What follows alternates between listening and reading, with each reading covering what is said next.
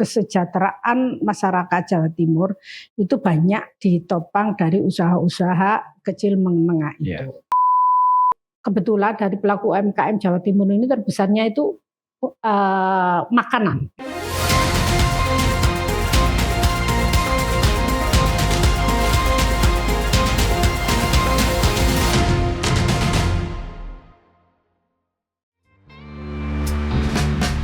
Lahir pada 11 Juni 1972, Anik Maslakah adalah sosok politikus yang berdedikasi. Kiprahnya di dunia politik semakin cemerlang saat menjabat sebagai Wakil Ketua DPRD Provinsi Jawa Timur sejak 13 Januari 2020. Sebagai istri dari Chamim Tohari dan ibu dari 2 orang anak, Anik tak hanya menjalani peran di keluarga dengan penuh cinta, tetapi juga terus menunjukkan kiprah luar biasa di dunia politik dan sosial. Kini juga memegang amanah penting sebagai Sekretaris DPW Partai Kebangkitan Bangsa Provinsi Jawa Timur. Perjalanan pendidikannya dimulai dari SD Negeri Panjunan Sukodono, berlanjut ke SMP dan SMA YPM Sukodono. Beliau kemudian menempuh pendidikan sarjana di IKIP Negeri Surabaya dan meraih gelar magister dari Universitas Airlangga. Tak hanya berkiprah di legislatif, Anik Maslakah juga aktif di berbagai organisasi. Beliau pernah memimpin PW IPNU Jawa Timur dan menjadi Ketua DPW Perempuan Bangsa Jawa Timur. Saat ini, beliau adalah Sekretaris DPW PKB Jawa Timur. Dedikasi Anik Maslakah juga terukir dalam karirnya. Pernah menjadi guru SMK YPM Sepanjang, beliau kemudian mengabdikan diri sebagai anggota DPRD Kabupaten Sidoarjo selama 2 periode. Setelah itu, beliau terpilih sebagai anggota DPRD Provinsi Jawa Timur selama 2 periode dan kini menjabat sebagai Ketua Komisi B DPRD Provinsi Jawa Timur. Dengan semangat yang tak pernah padam, Anik Maslakah terus memperjuangkan aspirasi rakyat, khususnya perempuan, pendidikan, dan kesejahteraan masyarakat. Sosok pemimpin yang tak hanya berpikir untuk hari ini, tetapi juga membangun masa depan yang lebih baik bagi Jawa Timur dan Indonesia.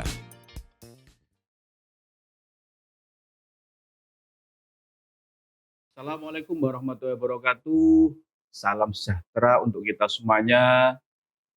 Tribuners, bertemu lagi dengan saya, Mujib Anwar, jurnalis senior Harian Surya Tribun Network, dalam acara podcast DPRD Jawa Timur, Gebrakan Wakil Rakyat.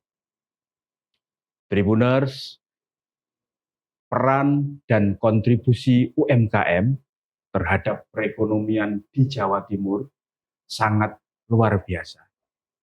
Tahun 2025 ini, kontribusi UMKM dan koperasi di Jawa Timur terhadap PDRB diperkirakan mencapai 59,18%, atau sekitar 1.600 triliun. Hal ini menunjukkan UMKM merupakan pilar penting perekonomian Jawa Timur. Dan tentunya akan terus memberikan dampak positif bagi kesejahteraan masyarakat Jawa Timur yang ada di 38 kabupaten kota. Karena pentingnya peran UMKM ini, maka podcast DPRD Jawa Timur kali ini mengangkat tema potensi dan tantangan UMKM Jawa Timur untuk naik kelas. Untuk itu, di studio telah hadir Ibu Hajah Anik Maslakah. Beliau adalah Ketua Komisi B DPRD Jawa Timur bidang perekonomian. Di Komisi Ibu Anik inilah masalah UMKM selalu dibahas untuk terwujudnya kesejahteraan bagi para pelaku UMKM dan masyarakat Jawa Timur.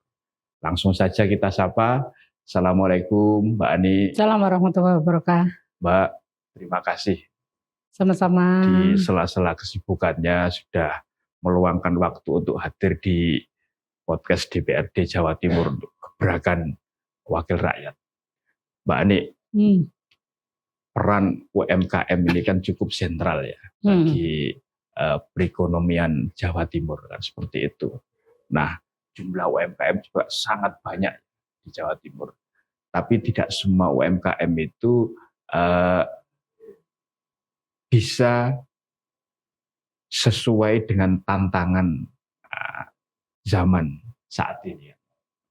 Tidak semua UMKM itu bisa diajak untuk naik kelas agar hasil yang didapat itu bisa makin mesejahterakan para pelakunya. Bagaimana ini Mbak Ani melihatnya soal pentingnya UMKM di Jawa Timur bisa naik kelas? Iya, saya coba untuk awal dulu ya.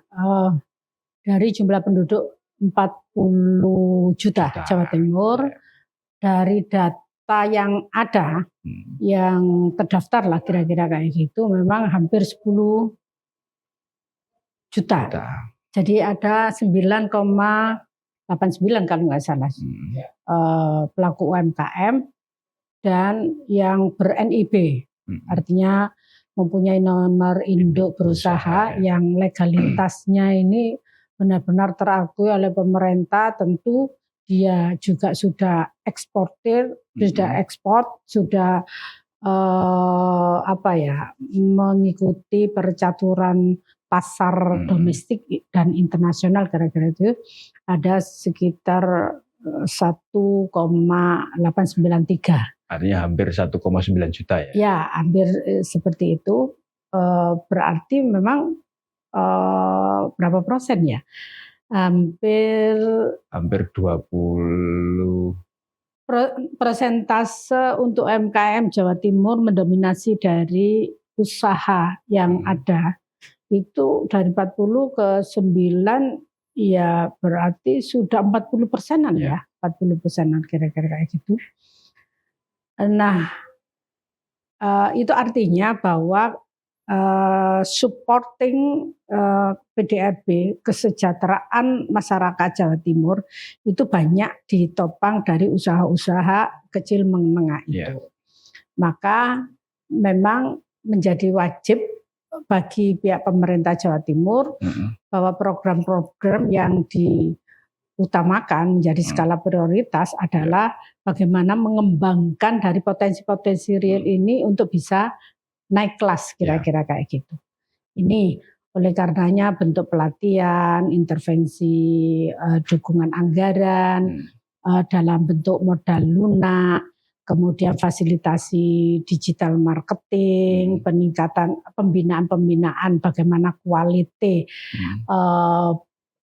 produksinya ini kompatibel, sehingga menjadi apa yang menjadi produktivitas UMKM ini layak jual dimanapun berada. Ini menjadi bagian yang penting untuk didampingi oleh pihak pemerintah.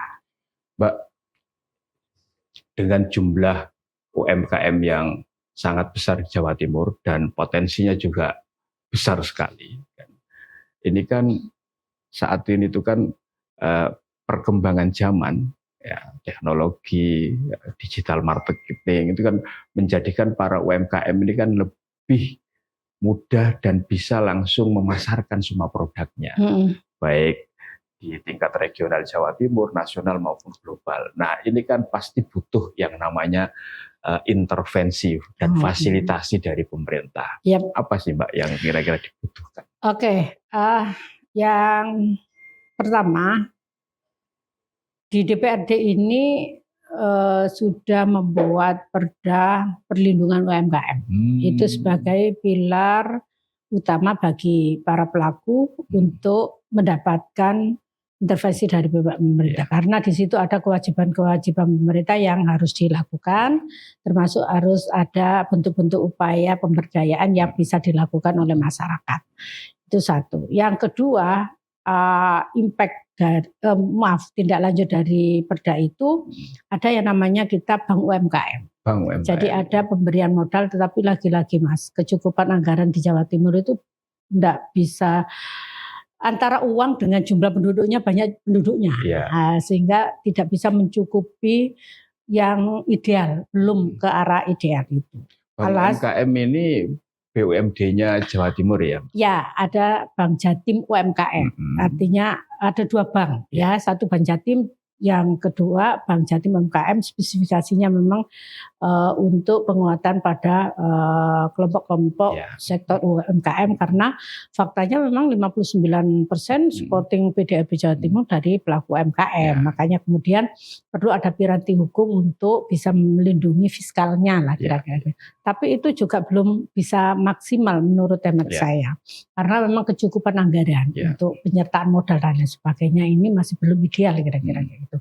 Nah, yang ketiga, kita ini punya sekolah Shopee di Malang, Mas. Sekolah Shopee. Iya.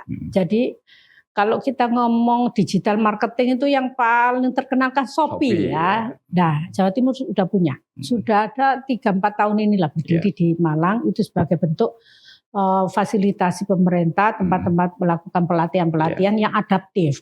Adaptif mulai dari adaptif untuk marketingnya, digital marketing, memfasilitasi beberapa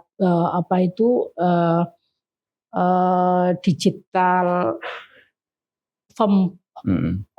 platform-platform digital, ada di Bukalapak, Lazada juga ada 7 kalau nggak salah platform digital yang dimiliki oleh pihak pemerintah provinsi yang bisa diakses oleh semuanya. Nah, pertanyaannya apakah semua pelaku UMKM bisa? Nah, ini yang akhirnya perlu dilakukan pelatihan-pelatihan. Karena ketika ngomong digital, platform digital, sekalipun semua orang, tidak ada satupun yang tidak memegang handphone, tetapi kan mekanisme, cara, prosedur ini kan perlu dilakukan pelatihan. Dan itu gratis sih, gratis. Makanya syaratnya adalah NIB harus mempunyai, karena legalitas pelaku usaha itu ya di NIB itu. Tapi sayang dari 8,9 yang terlegalisasi dalam bentuk NIB itu ya hampir 1,9 tadi ya. Hanya 18%-nya kalau nggak salah seperti itu.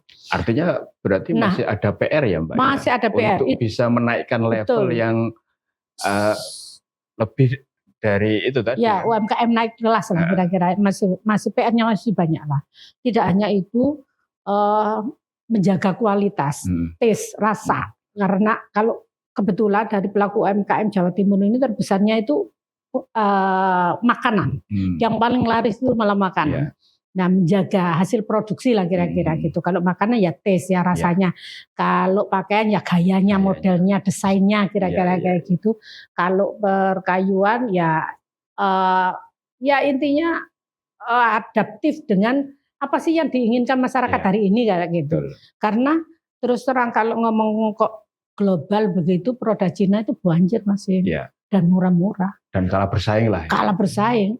Karena apa? Karena mereka menggunakan politik dumping. Pemerintah memberikan intervensi anggaran untuk yang dijual ke luar negeri, terutama harganya murah. Yang sesungguhnya bukan karena murah harga, tetapi karena ada dumpingnya dari pemerintahnya. Ya, nah di Indonesia ini masih belum ke arah itu, sehingga yang bisa dilakukan adalah ya fasilitasi yang sudah saya sebutkan tadi. Packaging juga menjadi bagian penting pelaku UMKM ini bisa naik kelas apa tidak. Karena naik kelas itu kan salah satu variabelnya adalah jumlah penjualan ya. Jumlah penjualan semakin meningkat apa enggak. Ketika ngomong penjualan semakin meningkat itu kan artinya pengakuan masyarakat hasil produksinya itu ada kan begitu. Nah, satu diantaranya packaging itu menjadi bagian penting. Karena orang itu sebelum merasa itu kan lihat bungkusnya dulu. Alhamdulillah kalau dari sisi packaging ini Jawa Timur semakin kesini ini semakin oke lah. Semakin bagus sudah. Makin sadar akan pentingnya packaging. Betul, makin sadar akan pentingnya packaging itu sudah dilakukan. Manajerial, pelatihan manajerial juga bagian penting karena ketika pengelolaan itu tidak termanage dengan baik, ya laba tidak bisa terhitung lah kira-kira untuk bisa bernafas dan meningkatkan produktivitas dan hasilnya ini juga tidak akan bisa bagus kira-kira. Itu juga perlu untuk dilakukan pelatihan dan pendampingan. Jadi banyak variabel sih yang harus dilakukan oleh pihak pemerintah. Artinya Mbak Ani yakin ya, jika nanti UMKM di Jawa Timur ini sudah naik kelas, kontribusi terhadap PDRB juga akan semakin meningkat. Sangat yakin. Dan di ujungnya nanti para pelaku UMKM masyarakat akan makin sejahtera. Iya.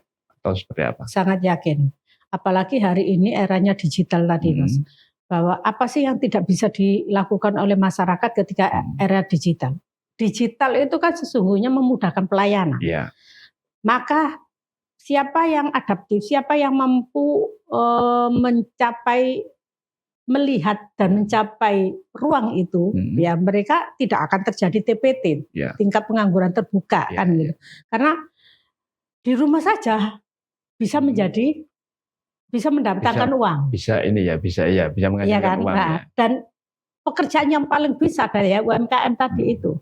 Oleh karenanya sangat meyakini saya ketika para pelaku UMKM Jawa Timur ini pada naik kelas, maka kesejahteraan akan semakin cepat untuk bisa tercapai.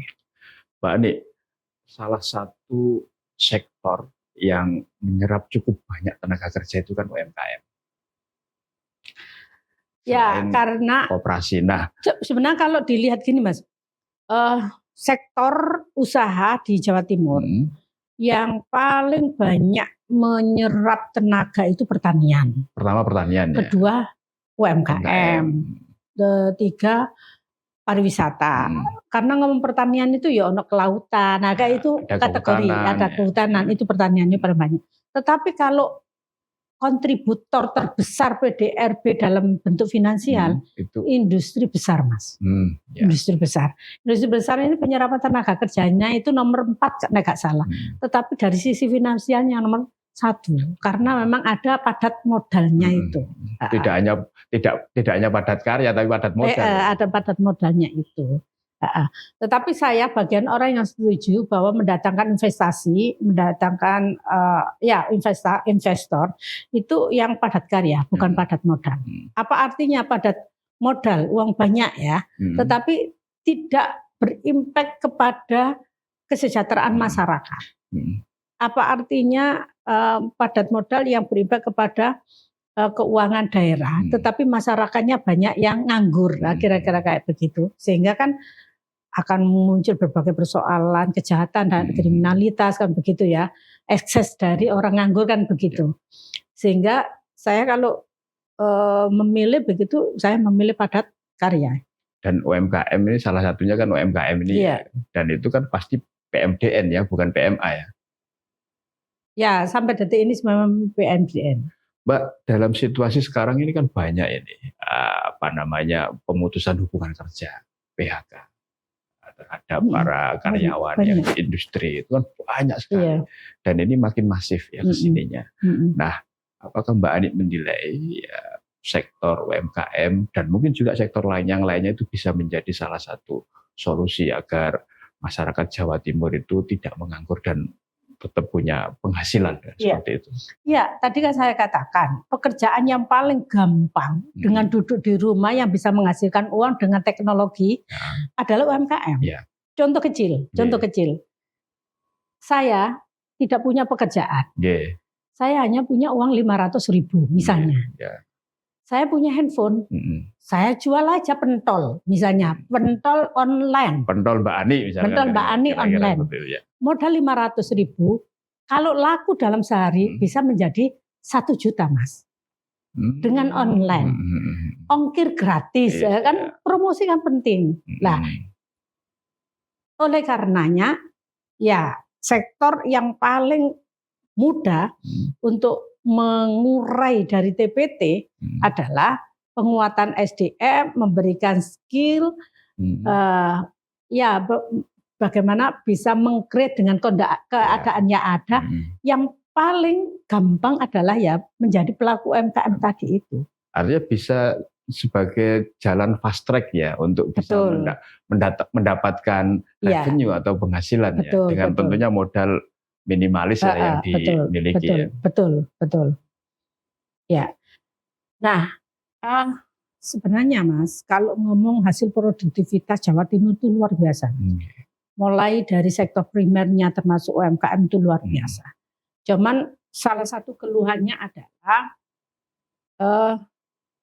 hasil produktivitas ini kepastian untuk laku ya. Ini yang masih menjadi PR oleh pemerintah, bagaimana memfasilitasi. Maka di sini selain yang saya sampaikan pelatihan, itu penting, juga ajang promosi. Jawa Timur ada namanya misi dagang. Ya. Di tahun 2025 dari Januari sampai ini baru dilaksanakan 3 kali. Ke Maluku, ke Balikpapan, kemudian ke Papua, dan alhamdulillah bisa mendatangkan buyer-buyer yang bisa mengambil hasil produktivitas kita. Yang perlu kita push lagi adalah buyer-buyer internasional. Itu terbukti apa? 2024 komposisi impor dengan ekspor Jawa Timur masih banyak impor. Sekalipun prosentasenya nggak signifikan, tetapi kan ironis, Jawa Timur ini buffer stok nasional terhadap 8 komoditi. Kenapa tidak minimal berimbang antara ekspor dan impor? Ternyata memang import yang terbanyak di Jawa Timur itu peralatan, maintenance-nya. Nah, berarti kan begini, agar supaya terjadi keseimbangan atau lebih tinggi ekspornya, produk-produk unggulan Jawa Timur tidak hanya untuk domestik, tetapi bagaimana bisa ekspor. Kan begitu. Sehingga bukan keseimbangan, ekspor Jawa Timur lebih tinggi dari importnya. Import maintenance-nya, tetapi bahan baku dan hasil produktivitas menjadi bahan jadinya itu dari Jawa Timur. Kan begitu. Ini yang menjadi PR kita. Jadi mendatangkan buyer-buyer internasional ini perlu dibus lagi. Kemudian permodalan juga perlu dibus ya agar bisa naik kelas dan bisa ke market global, tidak hanya domestik, kira-kira kayak gitu. UMKM ini kan hampir mirip dengan koperasi ya, yang bisa menjadi dalam tanda petik soko guru perekonomian nasional. Karena peran pentingnya ini pasti perlu pemerintah itu harus betul-betul ini ya sangat peduli ya terhadap nasib UMKM di Jawa Timur kan. Yang sudah dilakukan oleh DPRD Jawa Timur, Mbak, Komisi B lah dalam hal ini apa ya untuk bisa terwujudnya hal itu. Iya, tadi di awal sudah saya katakan piranti hukum sudah, perda, kan, yang permodalan juga sudah, tetapi perlu dibus lewat bank tadi ya.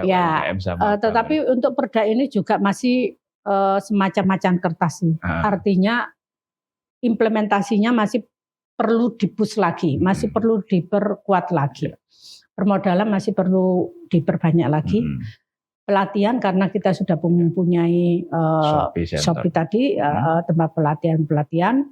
Kemudian fasilitasi NIP itu ya gratis loh Mas. Produk fasilitas nomor induk berusaha itu gratis. Kemudian sertifikasi halal juga gratis.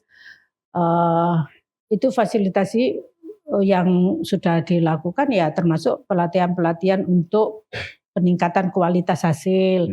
Satu di antaranya packaging tadi itu.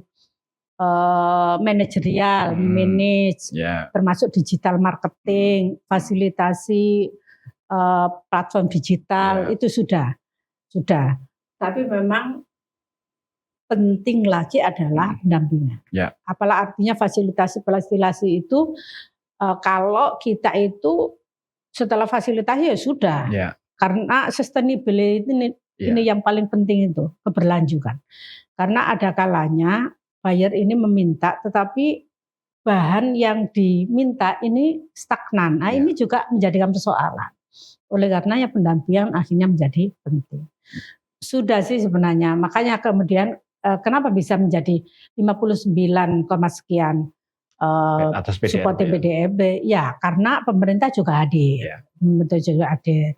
Tapi memang ada celah-celah yang harus di-push lagi, yang harus ditingkatkan lagi, yang itu akan bisa lebih maksimal lagi. Ya, Mbak, ini salah satu daerah di Jawa Timur yang cukup banyak UMKM-nya itu kan Sidoarjo. Surabaya dan Sidoarjo. Yang di situ itu juga dapilnya Mbak Anik toh. Apa Mbak? Kan sering itu pasti kan fasilitasi atau keluhan atas masalah yang dihadapi pelaku UMKM di Sidoarjo yang bisa langsung Mbak Anik fasilitasi sehingga mereka bisa tumbuh dan makin berkembang. Kebetulan kami ini ada forum yang bisa bertatap muka dengan masyarakat. Selain reses, ada yang namanya workshop, sosialisasi, ada juga talk show dan lain sebagainya. Ya, berkaitan dengan berhadapan masyarakat. Karena awal yang saya dapat cerita adalah permodalan. Kami pernah mendatangkan langsung Bank UMKM. Bank UMKM, kita undang pelaku-pelaku UMKM yang sekiranya butuh modal. Jadi fasilitasi kami itu langsung. Apa yang dibutuhkan? Modal. Ya sudah tak datangkan Bank UMKM. Saat itu juga sudah ada form pengisian siapa yang pinjam. Nah, jadi seperti itu sudah kami lakukan. Yang kedua. Artinya langsung action kerja nyata, gerak cepat ya. Tapi ya memang itu masih belum bisa menjangkau sekian persen. Tapi setidaknya kami sudah berbuat itu. Nah, jadi setiap ada event program-program pemerintah yang pada sektor UMKM, mengarah pada sektor UMKM berbau modal karena ada beberapa program kan, ada Dagulir kan, ada Bank Tani. Ya kami datangkan banknya untuk ngomong langsung apa persyaratnya dan langsung aplikatif lah kira-kira. Satu, yang kedua yang dirasa itu karena eranya, era digital itu. Banyak pelaku UMKM Sidoarjo itu yang nggak mampu untuk mengoperate. Nah, kami langsung sinergi program dengan Koperasi UMKM Jawa Timur, kebetulan karena memang mitra pesertanya pelaku-pelaku UMKM Sidoarjo, untuk dilatih digital dan diberikan alatnya. Bagaimana melakukan promosi. Jadi alat yang sekiranya packaging bisa menjadi cantik, percantik produksi hasil ya, ada produksi yang menarik ya. Itu juga sudah pernah. Kemudian fasilitasi halal, NIP itu juga. Sertifikasi halal ini kan cukup dikeluhkan juga karena kan harus mengeluarkan biaya kan untuk itu. Ya. Ada yang gratis. Dan itu ditanggung oleh APBD atau seperti apa? Dibantu oleh APBD. Itu juga kami fasilitasi. Kemudian kalau UMKM ya bersinergi dengan kita kan ada di Kranasda ya terkait dengan produk-produk yang berbau makanan ada itu senyampang hasil produksinya ini memenuhi kualifikasi itu pemerintah bisa melakukan itu. Untuk bersinergi dipromosikan di tenan-tenan milik pemerintah provinsi. Di kabupaten juga ada sih sebenarnya. Hari ini PR besar saya adalah Intaku itu Mas. Bagaimana membangkitkan kembali Intaku yang pernah berjaya pada masa itu. 10-15 tahun lalu kalau enggak ke Jawa Timur, enggak ke Tanggulangin kalau ke Jawa Timur enggak ke Tanggulangin sepertinya belum ke Jawa Timur kan begitu ya terkena ya. Nah, karena memang dampak lumpur lapindo, dampak COVID, dampak tol, orang kalau sudah ada tol ini kan untuk bisa akhirnya kan untuk masuk ke jalan-jalan yang kecil yang ada Yang produksi. arteri ya, masuk ke jalan Ya, arteri itu ya. kan juga menjadi persoalan ya. Belum lagi digital. Ya. Sehingga dalam waktu awal-awal Juni ini kami akan melakukan pelatihan digital marketing untuk 200 peserta anggota, 200 anggota Koperasi Intaku. Ya. Bagaimana membangkitkan, karena itu bagian dari produksinya oke, kualitasnya oke, harganya sangat murah. Tetapi karena eranya digital. Jadi pelaku UMKM di sekitar masyarakat Tanggulangin itu dia Ada 200. berhimpun dalam sebuah koperasi ya kan, namanya itu nanti yang akan coba dibangkitkan oleh Mbak Ani ya. Karena kalau saya lihat produksinya bagus kok, Mas.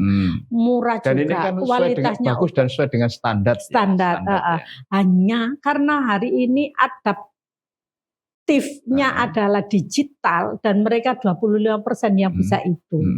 Ini yang harus saya push awal-awal Juni. Ya, diantaranya itu begitu. Kami hadir, apa sih yang menjadi persoalan utama, ya itu selama masih mampu kita fasilitasi melalui program, pasti kita lakukan itu. Apa nanti di ujungnya nanti paling tidak Intaku bisa produk-produknya bisa ekspor lagi, dan biar levelnya semakin naik ini, naik kelasnya. Ya, kan? Betul. Satu di Ajana kan digital marketing tadi, dan baru 25% ternyata. Kemarin baru kami ke sana. Apalagi ini kan secara brand kan, image-nya kan sudah nancep ini sebenarnya kan, produk dari Intaku ini kan tinggal bagaimana sih sosialisasi, rebranding ulang lah ya, agar masyarakat itu kembali merimen bahwa rebranding penting, desain juga penting karena harus adaptif trennya apa, kebutuhan masyarakat hari ini apa.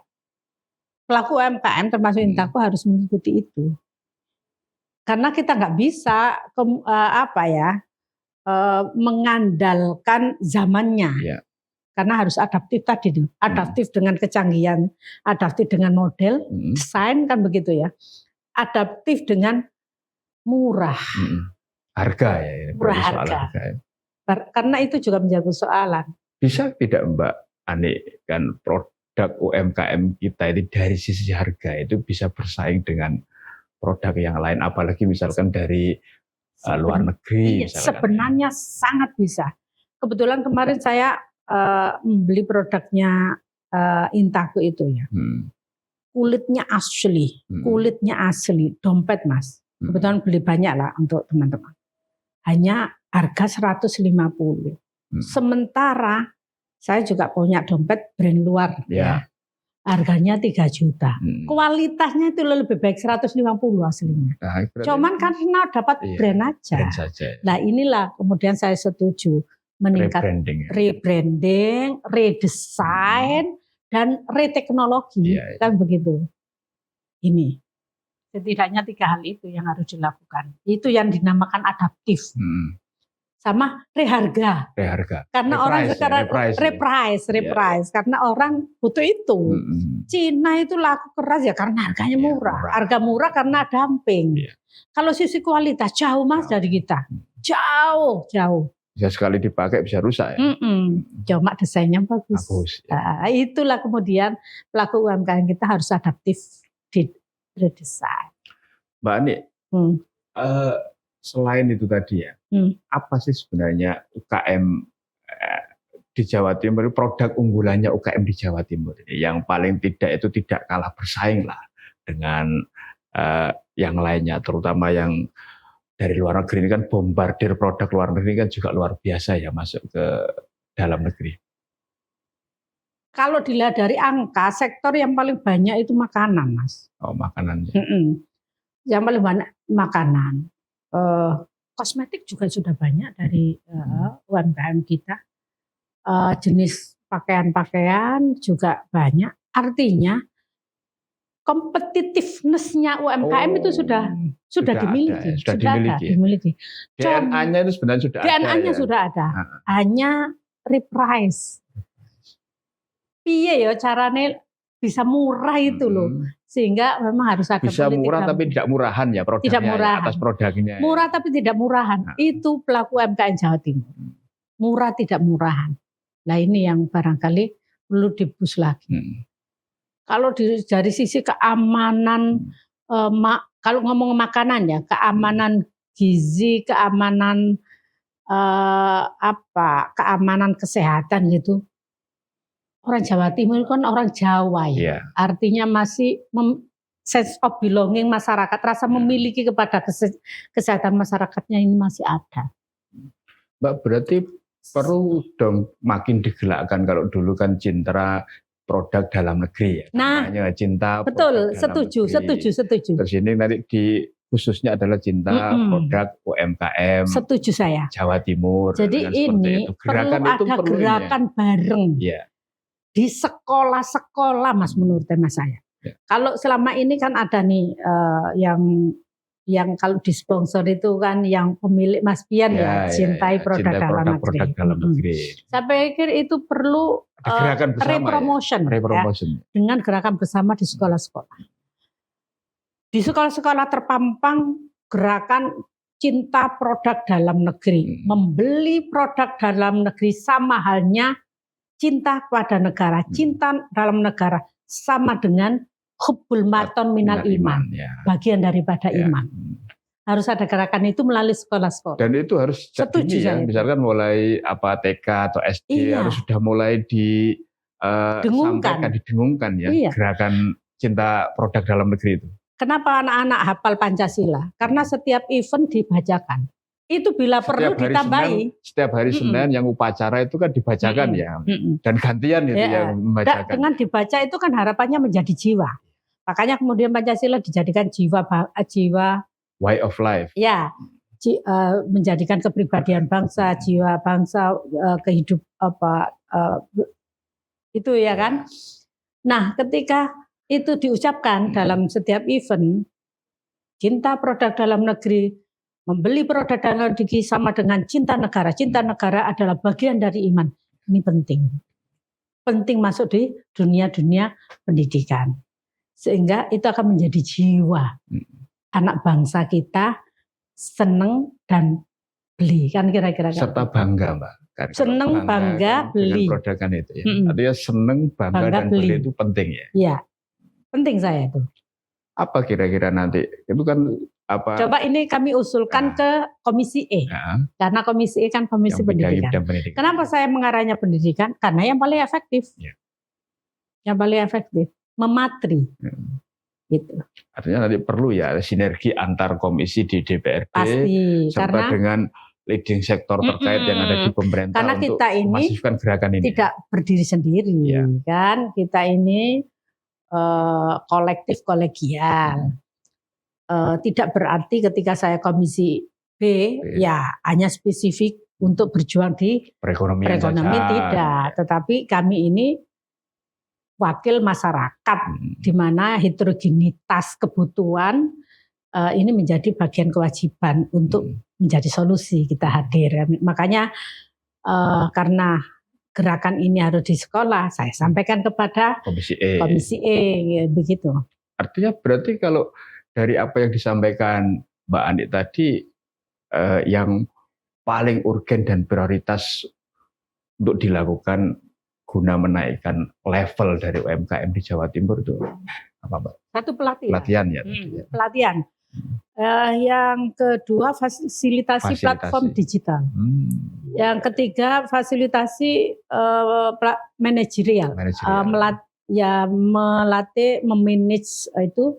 Yang ketiga ya redesign, reprice, repackaging yang adaptif. Nah, yang kelima ya peningkatan kualitas hasil. Jadi bagaimanapun orang akan beli kembali manakala hasil ternyata kualitasnya oke. Nah pasti orang akan datang lagi, tidak orang beli lagi. Gitu ya. Kan kita kan seringkali kan nyoba ini kayaknya menarik, tapi setelah dibeli ternyata kok kualitas produknya kok tidak seperti tidak sesuai dengan harganya ya. Akhirnya kan itu jangan sampai terjadi lagi. Betul. Kalau 5 hal itu dilakukan maka cepat. pelaku UMKM bisa naik kelas kan begitu. Ketika naik kelas kan penjualannya akan Semuanya semakin naik. signifikan akan naik. Ya. Di luar yang tadi ya, nanti perlu juga sosialisasi sejak dini kepada Oh para iya, siswa di sekolah. benar. Ya. Di luar dari itu perlu itu tadi menggerakkan cinta produk dalam negeri. Hari TikTok ini paling efektif. Ya. Hari ini Instagram sih ya, kedua TikTok. Ya, melalui itu diviralkan dari platform digital, dimanfaatkan untuk hal positif ya, untuk meningkatkan produk ya, sosialisasi. Ya. Nah, kalau offline-nya di sekolah-sekolah tadi masuk di dunia pendidikan, online-nya ya semua masyarakat mempunyai rasa memiliki yang sama. Jadi membangkitkan rasa tanah air lah, rasa cinta local tanah air. Pride itu penting ya, Mbak. Betul lah, ya, dan itu harus bersama-sama. Ya, mumpung hari ini digital menjadi dewa, ya sudah, kita harus lakukan di situ. Fokus interestnya ke sana ya, Mbak. Ya, betul. Oke. Mbak Adi, terakhir ini, apa Mbak ini pesan untuk closing statement atas pentingnya UMKM Jawa Timur naik kelas? Seluruh masyarakat Jawa Timur, saya Ani Maslaka, DPRD Provinsi Jawa Timur bangga bahwa UMKM di Jawa Timur ini menjadi supporting PDRB terbesar 59%, maka besar harapan bagaimana produktivitas ini terus kita tingkatkan. Kita harus lakukan adaptif dengan kondisi yang ada, digital marketing harus kita kuasai, kemudian kualitas produksi harus kita perkuat, pertahankan, jangan sampai ketika laris kemudian kualitasnya terkurangi, itu juga akan menjadikan semakin terpuruknya usaha kita. Manajerial secara efektif juga harus kita kuasai, desain and packaging harus kita sesuaikan dengan kebutuhan dan kondisi, manfaatkan semua fasilitas yang dimiliki oleh pemerintah. Tentu pemerintah mempunyai kewajiban bagaimana mensupport semua itu sehingga sama-sama ketika UMKM melaju, UMKM berkembang, tentu akan pertumbuhan ekonomi semakin pesat dan itu menjadikan pemerintah juga tercapai apa yang menjadi targetnya. Dan tentu untuk masyarakat semuanya se-Indonesia, ayo kembali kita gerakkan cinta produk dalam negeri, karena faktanya hasil produksi pelaku UMKM kita ini sangat kompetitif, tidak kalah kualitas dan modelnya dengan produk-produk luar negeri. Ayo kita cintai, siapa lagi kalau bukan kita sendiri yang mencintai dengan cara membeli pertanda cinta kepada negara, cinta kepada negeri sama dengan bagian daripada iman. Hubbul waton minal iman. Sukses untuk UMKM, sukses untuk kita semua. Mudah-mudahan Allah memberikan itu. Ya. Mbak Ani, luar biasa. Terima kasih loh Mbak. Sama-sama. Semoga apa yang Mbak Ani sampaikan ini makin menjadikan banyak UMKM yang naik kelas dan di ujungnya bisa makin mesejahterakan para pelaku UMKM, khususnya masyarakat Jawa Timur. Amin. Baik, Tribuners, terima kasih sudah menyaksikan podcast DPRD Jawa Timur, Gebrakan Wakil Rakyat. Kita bertemu lagi dengan narasumber para anggota DPRD Jawa Timur lainnya dengan mengulas tema-tema yang familiar dalam kehidupan masyarakat sehari-hari sesuai dengan komisi yang ada di DPRD Jawa Timur mulai A sampai E. Tetaplah setia di channel kesayangan Anda, YouTube Harian Surya Tribun Network. Mata lokal menjangkau Indonesia. Saya Mujib Anwar undur diri. Assalamualaikum warahmatullahi wabarakatuh. Salam sejahtera dan salam sehat untuk kita semuanya. Dan yang paling penting, jangan lupa bahagia.